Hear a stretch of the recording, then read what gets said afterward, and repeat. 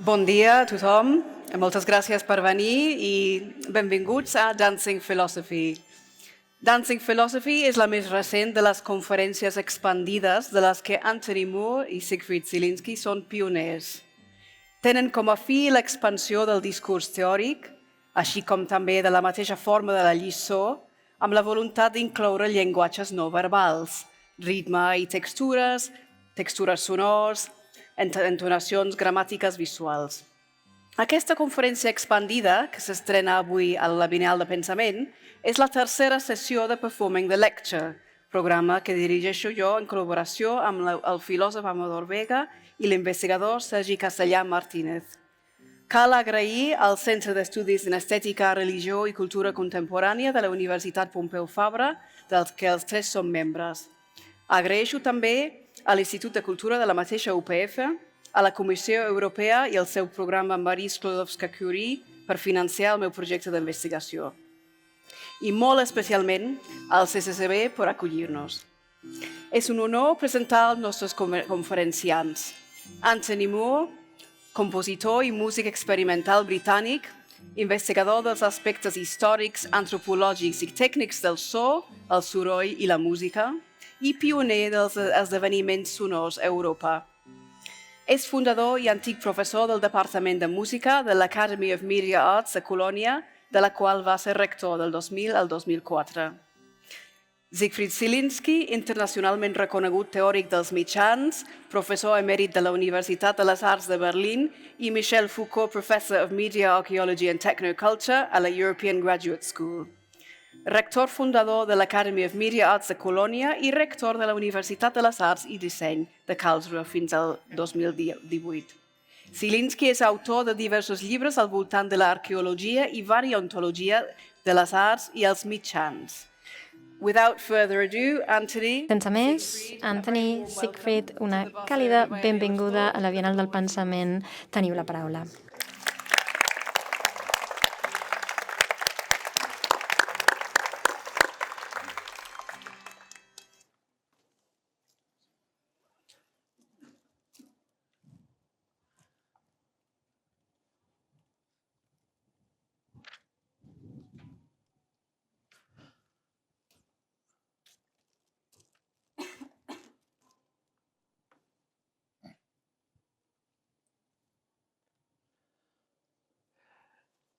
Dancing Philosophy.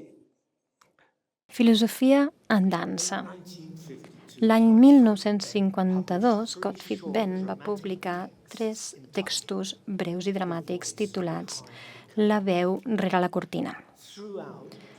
Durant els textos, la veu en off fa el paper de l'agent provocador, que renya, que ens deixa perplexos.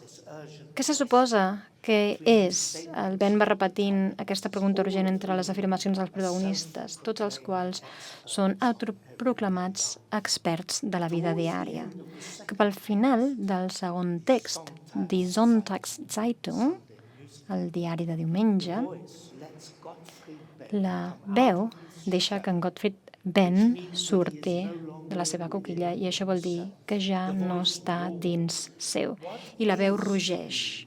Què és ser? Qui ets? Qui sou vosaltres, creats i esdevinguts, els vostres ulls amarats de llàgrimes i els cors que van i venen? Empasseu-vos els budells i les cames i tanqueu la boca al voltant dels bessons, o com diu el salmista, la meva ànima és silenciosa davant de Déu. Què passa? Ja esteu anomenant diví allò que jo simplement anomeno estúpid. Criminals barats, que teniu pànic a la ment i pànic a la bufeta. Sempre aneu ben ràpid al lavabo. Seguiu venent-vos. Vosaltres, que acapareu l'espai, que rellislleu a la galeria quan els cors moren a escena. Què és ser? Quantes nits heu passat en soledat? Quant de dolor heu suportat sense xerrameca?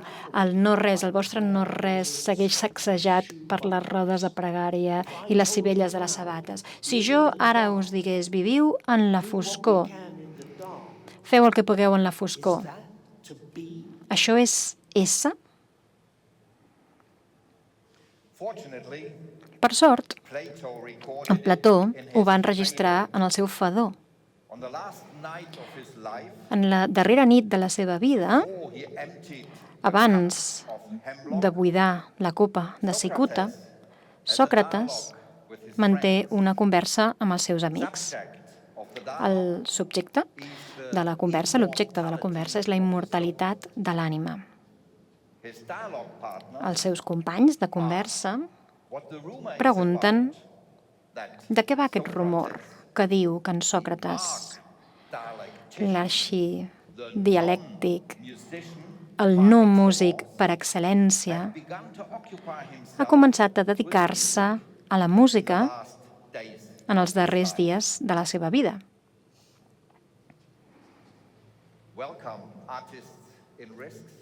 Benvinguts, artistes en risc. És meravellós que hagueu vingut. Sí, respon Sòcrates. És cert. I explica la història de la veu onírica que li recordava una vegada i una altra amb les mateixes paraules. Sòcrates, fes música. Fins fa ben poc no s'havia pres gaire seriosament aquesta admonició. Li semblava que eren com els crits de la multitud en una cursa que li deien «Corre, corre, Sòcrates!». Al cap i a la fi, durant tota la vida, el que ha practicat ha estat la música. La millor música de totes, la Megiste Musik, diu, és a dir, la filosofia. Però recentment ha començat a tenir dubtes sobre si potser s'ho ha posat massa fàcil amb la seva interpretació. I així ha decidit fer servir el lleure dels seus darrers dies abans de l'execució per agafar algunes de les fàbules d'Isop i posar-les en format de rima i escriure i composar un himne a Apol·lo. En Friedrich Nietzsche va centrar l'atenció a aquesta història de Sòcrates en el pròleg del naixement de la tragèdia. Hi ha algun món de veritat d'on desaparegui la lògica? Pregunta l'escriptor filosofant Nietzsche. La resposta implícita d'en Sòcrates és que la veu del somni l'ha avisat. Li ha dit que no deixi la veritat al logos de la paraula parlada exclusivament. Fins i tot si suplemento el logos amb el mite, sempre queda alguna cosa que no es pot dir l'orador, sempre queda en deute, per dir-ho d'alguna manera. Cal la música, cal el cant, perquè el càlcul epistemològic funcioni. Hauria d'haver cantat i no parlat aquesta nova ànima, reclama Nietzsche. Igual que en Sòcrates, sap que s'està donant massa tard d'aquest requeriment.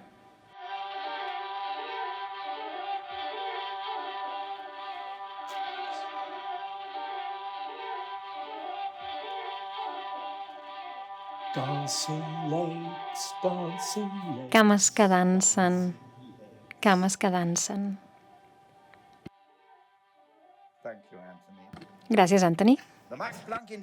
L'Institut Max Planck d'Estètica Empírica a Frankfurt recentment va presentar els resultats d'un estudi internacional de gran abast. Van investigar els efectes de la dansa sobre allò que els psicòlegs anomenen les 5 grans característiques de la personalitat: franquesa, diligència, extroversió, tolerància i neuroticisme. Els subjectes de la prova de la dansa demostraven ser molt més tolerants i oberts que els que no dansaven. La mena de dansa també és de gran importància.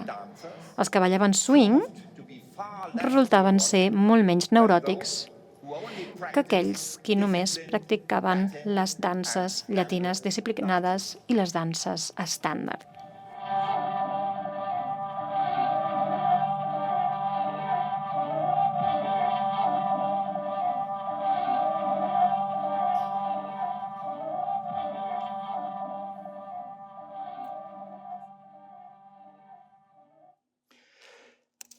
We start with pretext. Comencem amb el pretext i les especulacions sobre els orígens de l'experiència autoreflexiva sorgeixen dels cants rituals i la veu humana i la matemàtica intuïtiva sense l'ús dels símbols o l'escriptura. Aritmètica en la foscor. Imagineu-vos un moment i un lloc on l'aritmètica es du a terme de manera natural, simplement experimentant la possibilitat única que ens ofereix el so, la de distingir diferències de manera simultània.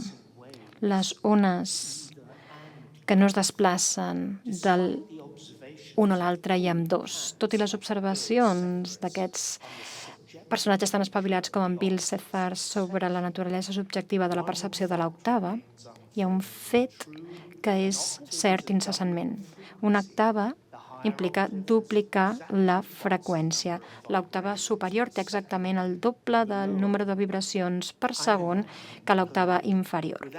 Jo m'imagino el planeta sense la invenció de l'escriptura, sense símbols gravats en la sorra, que quan sentim a un adult i un infant cantar alhora, un oient multiplica per 2 mitjançant les matemàtiques sense signes, l'aritmètica en la foscor.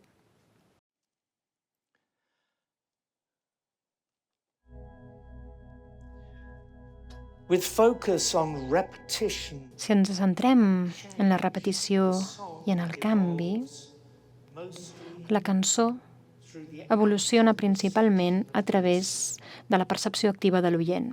saccades and autoacoustics Els moviments sacàdics i les emissions otoacústiques són evidència que la percepció va molt més enllà de la recepció passiva. L'orella transmissora about what it takes, determina bona part d'allò que rep, whilst a drone may mentre que un bronzit continue pot semblar representar un continu, sounding over time. un so horitzontal sense interrupcions o The actual parades al llarg del temps. is on the L'enfocament real de l'atenció sònica es troba en la relació vertical d'ones coexistents, la simultanietat i la diferència en una tríada del jo, l'altre i amb dos, tots tres que els podem percebre alhora. reflections on Les reflexions sobre el so són reflexions sobre el temps, són reflexions sobre la història, són reflexions sobre la història de la història. No tant la història de la música, sinó la història sensorial, que se centra en el so en si mateix, el soroll, l'acústica i la seva possible percepció en el passat. Ocupar el lloc d'escolta d'un altre és, evidentment, impossible. I, per tant, intentar fer-ho en un temps de 3 mil·lennis crea reptes encara més grans. Resulta que pensar sobre l'escolta en el passat és sondejar la mateixa naturalesa de la història.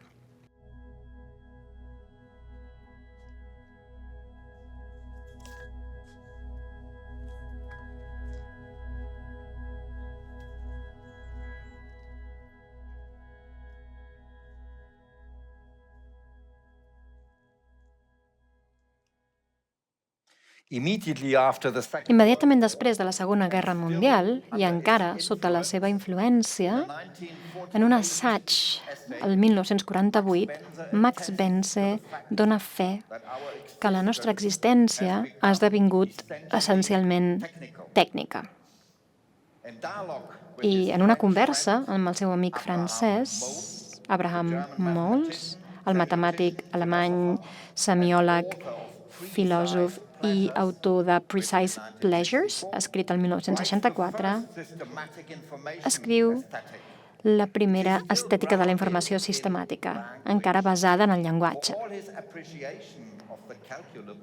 Bo i que aprecia allò calculable, en Vence mai deixa que l'art i la poesia quedin absorbits en les fórmules, les estructures, l'àlgebra, els algoritmes. Allò inesperat és una condició sine qua non per la nostra capacitat fins i tot de parlar d'esdeveniments estètics i fenòmens de les sensacions. L'art, bé si explica la història d'un ancià o ens parla de punts vermells que es troben en línies negres sobre superfícies blanques. L'art, en tots els casos, es basa, pel seu propi bé, no pel nostre, en la naturalesa frívola de la sorpresa. Només els signes de sorpresa són els que eliciten una tensió en el nostre estat d'ànim i els esforços del nostre intel·lecte. Són els únics que poden tenir l'oportunitat de produir una comunicació estètica i generar art. Més enllà d'allò que ens sorprèn, de l'estorament, comença allò que és trivial a les arts, la zona on no es genera cap estorament, cap sorpresa. Aquesta naturalesa frívola de la sorpresa que descriu en Vence sorgeix a través d'un moviment, a través d'una sèrie d'ordres cap a l'espai ampli i obert de les possibilitats existents en tota la seva pluralitat infinita. Per la meva pròpia socialització intel·lectual, quan era jove, estudiar els texts del filòsof francès Louis Althusser va tenir un impacte enorme. Ell pensava, amb convicció i de forma poc convencional, en contra del dogmatisme de la doctrina marxista, que molts seguien en l'Europa occidental dels 60 i els 70. Allò aleatori és clau per a l'univers conceptual d'Althusser. En el seu assaig La corrent subterrània del materialisme de l'encontre, traça un poema filosòfic incomparable escrit per l'atomista Lucreci en el primer segle abans de l'era comuna, per poder explicar una categoria que li era molt propera. El clinament és una desviació infinitèssima, tan petita com ens puguem imaginar. Ningú sap on, quan o com es dona. A De Rerum Nature, Lucreci descriu el clinament fent una analogia amb les gotes de pluja. Totes cauen en paral·lel les unes amb les altres fins que tot d'una una es desvia de la seva trajectòria vertical. Si això ho traduïm al llenguatge dels atomistes, un àtom es desviarà de la seva caiguda vertical en el buit i trencarà el paral·lelisme d'una manera gairebé despreciable en un punt. I d'aquesta manera induirà una trobada, un encontre amb l'àtom que té al cantó. I de trobada en trobada, d'encontre en encontre, s'aniran amuntegant i naixerà un món. És a dir, que l'aglomeració d'àtoms induïda en una reacció en cadena per aquesta desviació inicial i aquest encontre inicial. Tal com el filòsof naturalista Epicur, Althusser estava profundament convençut que l'origen de tots els mons i, per tant, de tota realitat i tot significat era degut a una desviació, i que una desviació i no la raó o la causa són l'origen del món.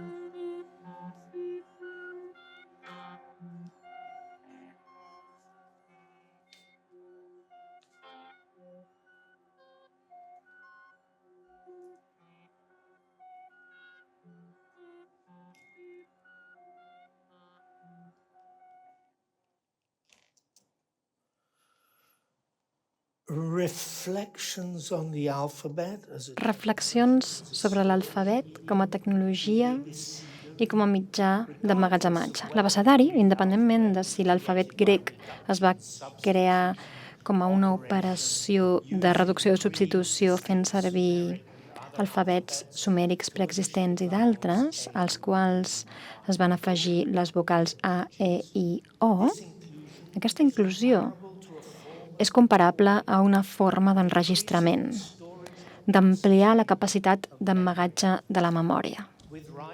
Amb l'escriptura va haver-hi un canvi cap a la idea que el coneixement podia arrencar-se del lloc on s'havia originat i transportar-se. Abans, el que hauria passat és que la gent hauria gravitat cap a una ubicació per rebre informació per via acústica, com acusmata.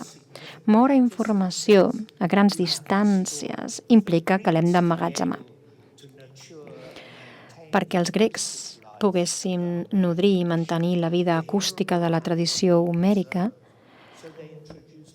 allò auditiu s'havia de preservar. Per tant, van introduir vocals al seu alfabet per poder emmagatzemar el so. I així, l'alfabet va esdevenir una tecnologia. Tot i que l'alfabet mesopotami potser ja en el passat va contenir vocals i que per reduir el número de signes necessari després les van eliminar, Bakhtar, això era un cas clar de compressió que havia anat massa enllà, un excés de compressió. Per poder emmagatzemar el temps necessitem duració. Les consonants són percussives i pràcticament instantànies. Les vocals volen més temps per l'articulació. Per tant, podem pensar en les vocals com a marcadors, com a dispositius d'emmagatzematge d'allò acústic. Ernst Jünger, en la seva elegia o elogi a la vocal del 1937, entenia les consonants com a múltiples i masculines i les vocals com a abstractes i femenines. I també s'atrevia a assignar característiques a les vocals individuals. La significava l'alçada i l'expansió, la O, l'alçada i la profunditat, la E, el buit i allò sublim, la I, la vida i la descomposició, la U, procreació i mort. Amb la cridem a la nit, amb la O cridem la llum, amb la E els esperits, amb la I la carn, amb la U la terra maternal. A través d'unes poques claus, d'unes poques tecles, la plenitud del món se'ns obre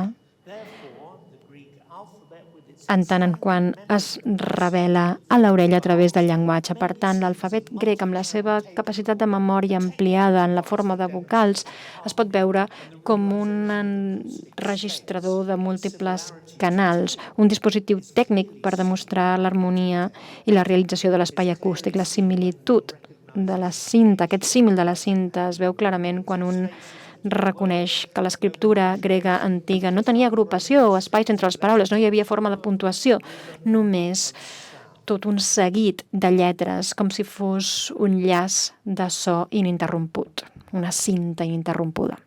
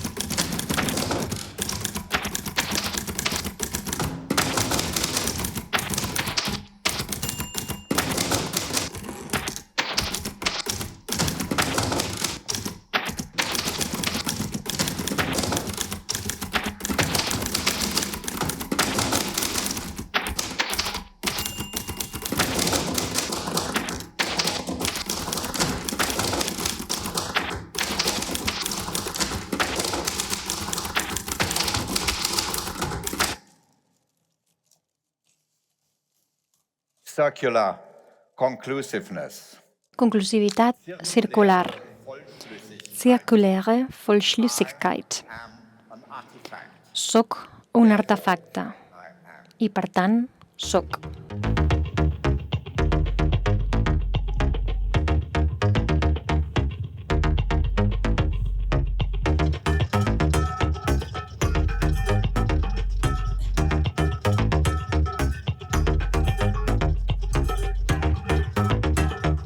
Circular conclusiveness.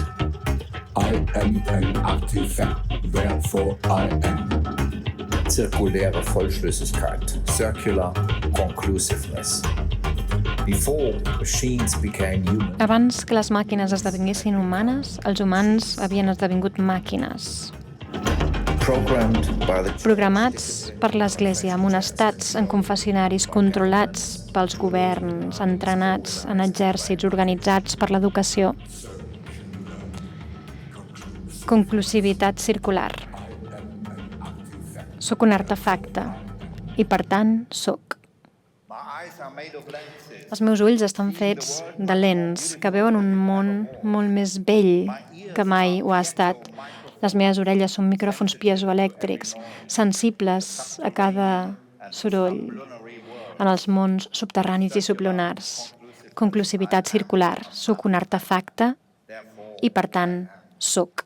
My heart is a clockwork. El meu cor és un engranatge que batega de manera precisa, incansable. La meva ànima és càlcul. Somio en algorismes. El meu malson és un tall d'energia i subministraments. Conclusivitat circular. Soc un artefacte i, per tant, soc.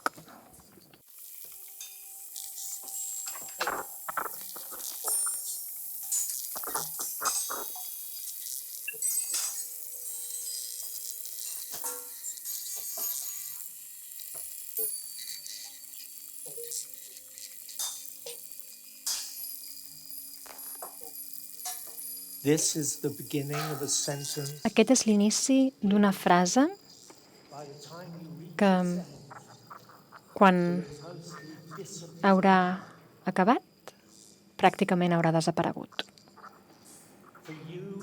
Per vosaltres haurà treballat el vostre passat, però per ella continuarà el seu viatge cap al seu propi futur. Aquesta frase es divideix en el moment que algú la sent per casualitat i agafa dos camins que es desvien. Un entra en la memòria de l'oient i en el passat. L'altre continua travessant l'aire, alterant molècula rere molècula en el seu camí cap a un futur possible. Però imagineu-vos que aquesta frase sempre ha estat binària. Des del moment que va sortir de la font dins el nostre amable altaveu. Simplement una cancel·lació de fase amb mig cicle de distància i, per tant, força oculta pel silenci. Els encontres amb un observador canvien aquesta fase i la porten cap a l'existència, el torrent audible que allibera el seu bessó perquè segueixi viatjant en una direcció que va o no cap a la següent orella ben col·locada. No és que els vostres ulls vagin escanejant sense moure'ns les línies de paraules que un cop s'han llegit queden consignades al passat. El que passa és que tenim aquests torrents en moviment de pensament que entren i surten en una combustió incansable, escampant les ones esfèriques del temps que s'expandeix. A l'estació de destí, les frases arriben i surten i a la via passen en totes dues direccions. Si saltes davant d'una frase que s'acosta ràpidament, és possible que sobrevisquis. En Charles Babbage, el tractat, novè tractat de Bridgewater, en un fragment va escriure que l'aire en si mateix és una gran biblioteca en la qual les pàgines contenen escrit tot allò que cap home o cap dona mai hagi dit o xiu-xiuejat. I Kevin Kirby escriu: imagineu-vos un món sense una acústica, una catàstrofe ultravioleta, on no hi ha límit per les freqüències vibratòries de les molècules d'aire. El contingut d'informació seria infinit. Senyals que se superposen a altres senyals. Recordeu les columnes d'aire verticals que viatgen per la biblioteca de Babel de Borges? Carreguem-nos els llibres, quedem-nos només amb les columnes d'aire. L'aire esdevindria el repositori de tots els textos. Hola, aquesta és una frase que en el moment que n'arribeu al final pràcticament haurà desaparegut.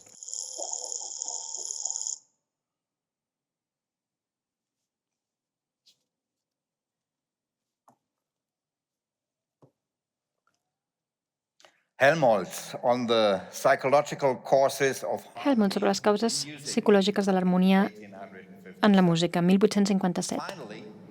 Finalment, m'agradaria centrar la vostra atenció en un espectacle instructiu que mai he estat capaç d'observar sense cert grau de delit psicocientífic, perquè mostra a l'ull nu sobre la superfície de l'aigua allò que altrament només podria ésser reconegut per l'ull de la ment d'un pensador matemàtic en una massa d'aire travessat en totes direccions per ones de so.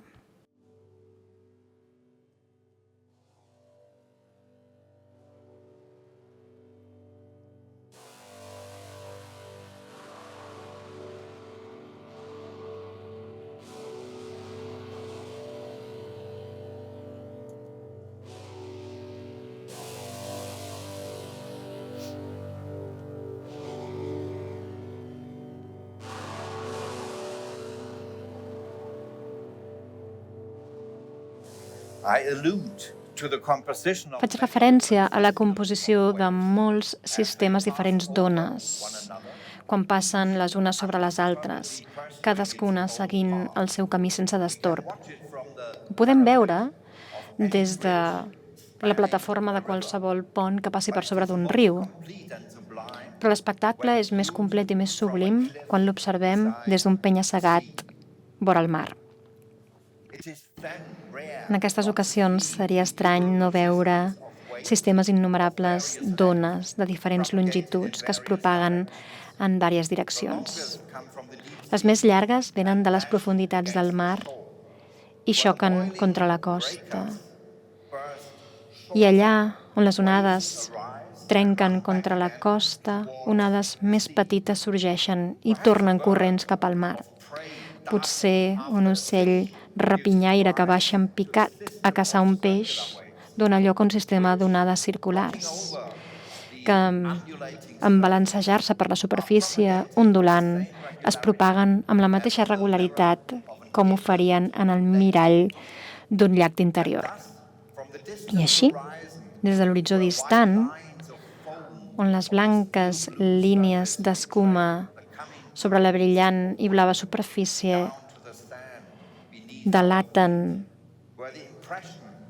les onades que arribaran fins a la terra sota els nostres peus, on deixen empremta dels seus arcs. Davant dels nostres ulls es desplega la imatge sublim del poder incommensurable d'una varietat incessant que, en el moment que l'ull encopsa la llei i l'ordre, encadena i exalta sense confondre la ment.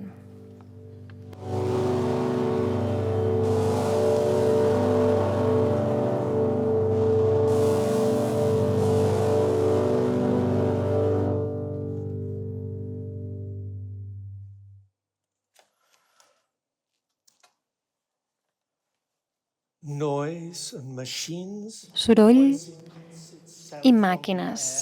La veu deixa la seva empremta en l'aire, esperant només la invenció d'un dispositiu tècnic infinitament sensible, la oïda microfònica i activa per accedir al mitjà eteri, com una llibreria, com una biblioteca enorme. Les accions de la veu llavors es podrien traçar amb un llapis, amb un estilet que mou una membrana en moviment, i la seva història queda escrita en paper o en cera o en acetat, i allà hi roman, potser per ser després amplificada i enviada un cop més a la biblioteca de l'aire com un eco. Aquest mateix estilet és el que va il·lustrar les imatges de la veu d'en Leon Scott de Martinville 25 anys abans d'Edison, i el mateix dispositiu construït per Rilke quan era un vailet, i amb el qual, anys després, intentaria llegir el codi no escrit de la sutura cranial. Amb la introducció de la memòria emmagatzemada, el temps endarrerit i els bucles, amb la línia del retard acústic del mercuri, el pensament autoreflexiu esdevé un càlcul recursiu.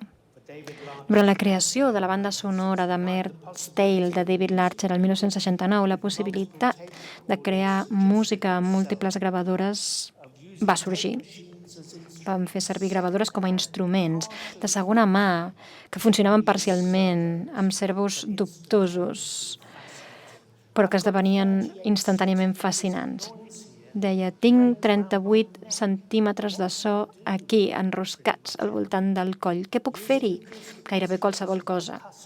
Fent servir instruments acústics i sons percussius enregistrats com a fonts, la banda sonora implicava la manipulació àmplia de cintes magnètiques, amb doblats amb 3 màquines, salts de pistes, canvis de velocitats, canvis de direcció, canvis de to i de temps, capes, talls, retroalimentacions, per no esmentar els bucles palindròmics i asíncrons múltiples de diferents longituds que corrien per l'estudi. Aquesta cinta d'òxid de ferro teixible es teixeix al voltant d'una bobina i es col·loca en una enregistradora, i el seu camí torna a passar per un capçal que esborra, i després per un capçal de lectura i d'escriptura, i finalment una segona bobina que l'està esperant per rebre la cinta. I com que hi ha un espai finit entre els capçals a través dels quals passa la cinta, hi ha un retard a l'hora d'enregistrar i reproduir, i aquest retard varia amb la velocitat del transport de la cinta. Com més lenta, més llarg el retard. I així es composa la música per moltes pel·lícules no narratives. I aquesta cinta magnètica cel·luloide es manipula amb les tècniques que dèiem, talls, bucles, superimposicions, canvis de direcció, de velocitat, i aquesta correspondència tècnica seria la principal connexió entre el principi i la relació de l'imatge i el so. Les obres musicals que fan servir una única cinta en 2 màquines també es va dur a terme. La cinta viatja entre el capçal d'escriptura i el de lectura de la segona màquina, i llavors es creen sortides elèctriques que es connecten amb l'entrada de la primera màquina per crear una retroalimentació i llargs retards, de vegades de fins a 60 segons, però com per enregistrar una frase sencera de discurs. Això no ho vaig veure en el moment, però si ajustem prou la distància entre les 2 màquines i la velocitat de les cintes s'ajusta en consonància, això ens dona una forma fascinant visual de reproduir I'm Sitting in a Room de Lucier en temps real.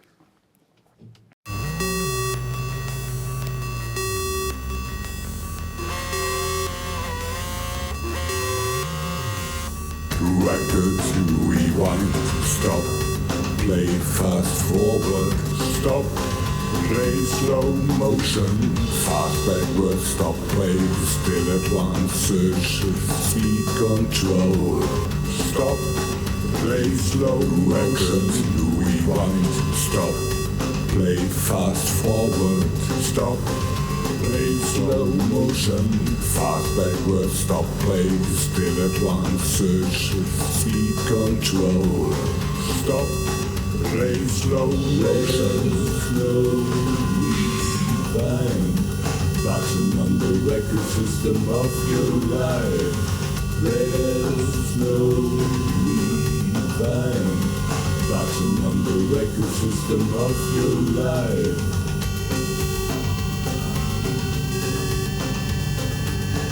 As soon as time is becoming a technical En el moment que el temps esdevé un objecte tècnic, pots manipular el temps, el pots dividir fins a les partícules més petites.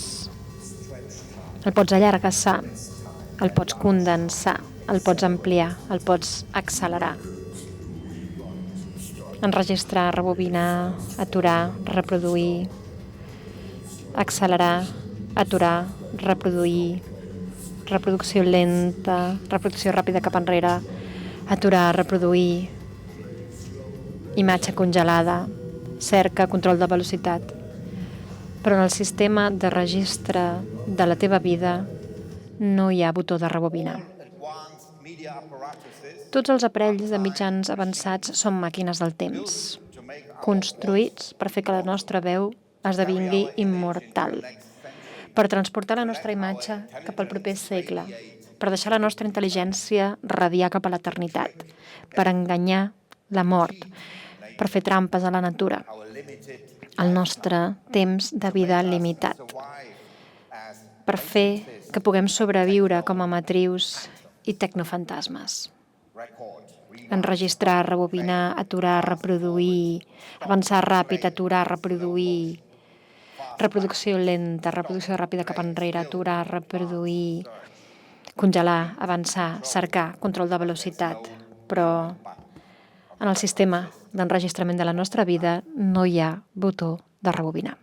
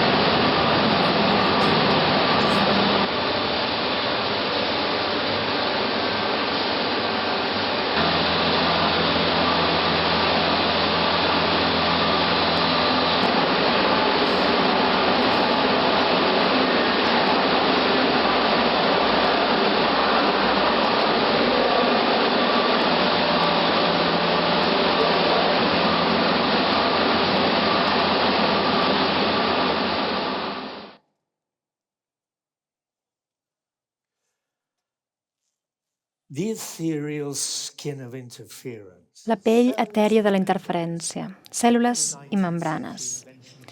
Al segle XIX, la invenció de microscopis més potents ens va mostrar que les cèl·lules no estan segellades, sinó que tenen membranes poroses. Una cèl·lula és alhora dependent i independent, separada i connectada alhora. La veu interior, la que fa la nostra filosofia, parla en ritmes i rimes, que són més fàcils de recordar. Aquesta és la perspectiva interior, la pell etèria de la interferència. Diguem-ne, per les sigles en anglès, la ESI, que ens parla de la perspectiva exterior, amb l'argument que ens diu que la percepció es dona fora del cos, on l'emissor i el receptor poden esdevenir intercanviables. La ESI fa referència a un lloc imaginat o una membrana on fluxes d'informació que entren i surten col·lisionen formant nodes i antinodes de quasi fenòmens. El no temps del present és el que veiem a la pell etèria de la interferència i veiem com s'il·lumina per impactes directes d'informació que cavalguen sobre onades transportadores d'atracció i que flueixen de font a font, emeses per receptors que emeten i que podrien ser només que nodes o antinodes en les onades immòbils del multivers neuronal. El lloc de l'ESI és precisament aquest lloc on una mitja onada endarrerida es troba amb una mitja onada avançada, la resposta de camí cap a la pregunta i que esdevé quan es projecta en si mateixa. La teoria de l'absorció, desmantellada per als seus propis creadors, Wheeler i Feynman, encara dansa per l'aire espès. Models anteriors potser han proposat que l'emissor i el destí, la font i la destinació, són diferents i separats, Però ara la font i la destinació es mostren de manera simultània i amb activitat igual. Potser encara estan separades, però sembla ser que es comuniquen més ràpid que la velocitat del pensament.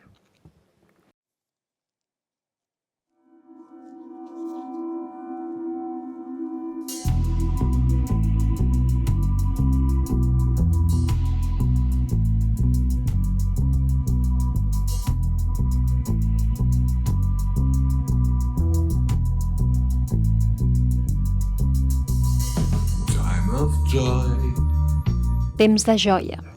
dancing philosophy, Filosofia en dansa. a pulse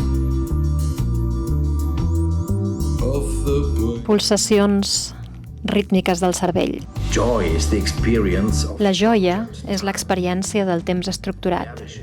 Els dèrbics ho celebren, fent servir les extremitats extremes dels seus cossos, celebrant els vincles entre el cel i la terra.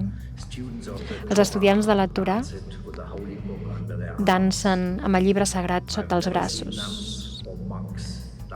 Però mai veig els monjos o les monges ballar. No hi ha dansa a les catedrals divines d'Europa. Time of joy, Temps de joia. dancing Filosofia en dansa. pulse. Pulsacions rítmiques del cervell. In techno frequency, A la freqüència tecno, els cossos fan hores extra, sense fi. Sortiu del vostre letarg. Èxtasi a la línia de muntatge, a la cadena de muntatge, una trampa mortal. A la llarga, ningú pot quedar fora de si mateix. Només en els paradisos artificials de les drogues i les màquines. Totes les drogues són màquines del temps. Temps de joia, filosofia en dansa, pulsacions rítmiques del cervell. El riure és el temps rítmic, posa el cos en vibració, el fa oscil·lar. La joia no es deixa sotmetre. Clarament no a la mestria d'un rellotger o de qualsevol engranatge precís. Temps de joia, filosofia en dansa, pulsacions rítmiques del cervell. El riure és anarquia. En el riure, el pensament troba el ritme dels nostres cossos. En el riure, els cossos pensen en veu alta. En el riure, els cossos s'alliberen, vessen cap al món i insuflen vida. Temps de joia, filosofia en dansa, pulsacions rítmiques del cervell.